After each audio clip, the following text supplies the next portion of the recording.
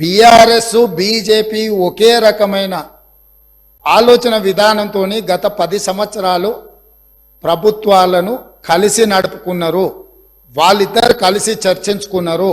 ఇంతెందుకు వాళ్ళ పార్టీ అంతర్గత విషయం ముఖ్యమంత్రి గారిని మార్చాలని ఇక్కడ చాలామంది మాజీ మంత్రులు చంద్రశేఖరరావు గారిని దించేసేయాలి, తారక రామారావు గారిని ముఖ్యమంత్రిని చేయాలని చెప్పి ఆ మంత్రివర్గంలో ఉన్న వాళ్ళే చంద్రశేఖరరావు గారి మీద అవిశ్వాసం ప్రకటించి తారక రామారావు గారిని ముఖ్యమంత్రిని చేయండి అని వాళ్ళు మాట్లాడినరు.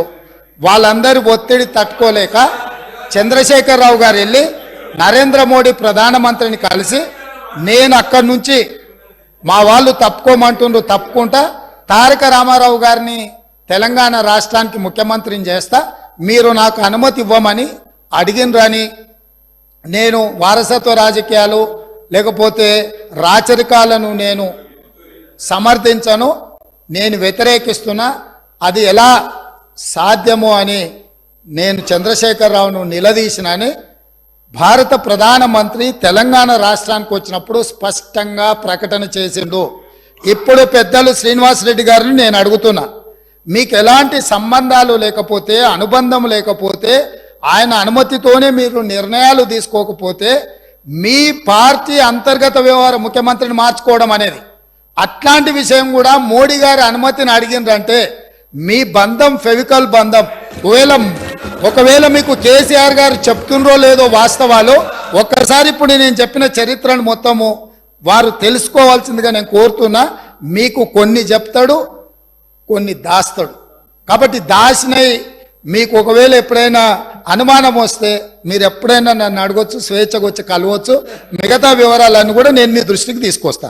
మేమందరం కూడా కలిసి పనిచేసినాం సార్. తెలుగుదేశం పార్టీలో వారు ఉన్నారు, మేమున్నాం, కష్టపడి పనిచేసినాం. వారు ఈరోజు ఒక నిమిషం వినండి,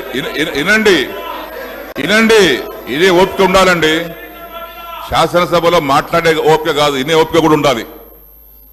వారు చెప్పారు, ఒక్క నిమిషం బ్రదర్ వినండి. వారు అవకాశం ఇస్తే మాట్లాడండి, ప్లీజ్ కోఆపరేట్. వారు మాట్లాడడానికి ఒకవేళ బీజేపీతోనే మాకు పెవికాల సంబంధం ఉంటే 4 బీజేపీ శాసనసభలు ఓడించినటువంటి అభ్యర్థులు ఎవరు సార్? బీఆర్ఎస్ పార్టీ అభ్యర్థి ఓడించారు. 2011లో గౌరవ ముఖ్యమంత్రి గారు అన్నారు, 2011లో ఆ రోజు శాసన మండలికి ఎన్నిక జరిగితే ముగ్గురు టిఆర్ఎస్ శాసనసభ్యులు కాంగ్రెస్ ఓటేసినటువంటి మాట వాస్తవం. సస్పెండ్ చేసిండ్రు. కిరణ్ కుమార్ రెడ్డి కాదు, ఎమ్మెల్సీగా కాంగ్రెస్ పార్టీ రంగారెడ్డి పోటీ చేసిండు, టిఆర్ఎస్ తరఫున మహమూద్ అలీ గారు పోటీ చేసిండ్రు. నేను అప్పుడే మన ఇద్దరం తెలుగుదేశం పార్టీలో ఉన్నాం. దాని తర్వాత నేను బీఆర్ఎస్ పార్టీకి వచ్చిన. టీఆర్ఎస్ పార్టీకి వచ్చిన తర్వాత నాకు కూడా బలవంతం చేసిండ్రు, మీరు కూడా రంగారెడ్డి కోటేయమని. నేను బీఆర్ఎస్ పార్టీకి మొన్నే మాట ఇచ్చిన. నేను టీఆర్ఎస్ పార్టీ అభ్యర్థిగా ఓటేసి తప్పితే ఇంకో దానికి వేయనంటే మీరు చెప్పినటువంటి 3 పేర్లు నేను చెప్పదలుచుకు రిపీట్ చేయదలుచుకోలేదు. ఆ 3 పేర్లు లాలూచి పడి బీఆర్ఎస్ పార్టీకి అభ్యర్థికి వ్యతిరేకంగా రంగారెడ్డి కోటేసి రంగారెడ్డి గెలిపించుకున్నారు కాంగ్రెస్ పార్టీ. రెండవది తమరు అన్నారు సంబంధం బీజేపీ, ముఖ్యమంత్రి కావాలి, ముఖ్యమంత్రి మార్చాలంటే వారికి అవసరం సార్ అడగదాల్సి మేమే ఉండుంటాం కదా. నువ్వు 100 మంది అనుకుంటే మేము ముఖ్యమంత్రి ఎవరు చేయాలో చేసుకుంటాం, కానీ ఇంకెవరు అనుమతి మాకు అవసరం లేదు సార్. అది తమ రిపోర్ట్ తెలియదు, కానీ మీరు అన్నట్టుగా మాకెవరు అనుమతి అక్కర్లేదు సార్. మా శాసనసభ్యులే ఉన్నారు. మా నాయకుని మార్చుకోవాల్సిన అవసరం రాదు కూడా.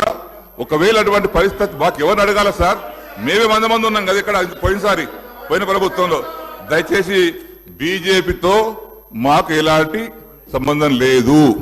మాకున్నది ఫ్రెండ్లీ పార్టీ ఎంఐఎం పార్టీ. దయచేసి దాని పట్ల మరొకసారి తమరికి నేను విజ్ఞప్తి చేస్తా ఉన్నాను.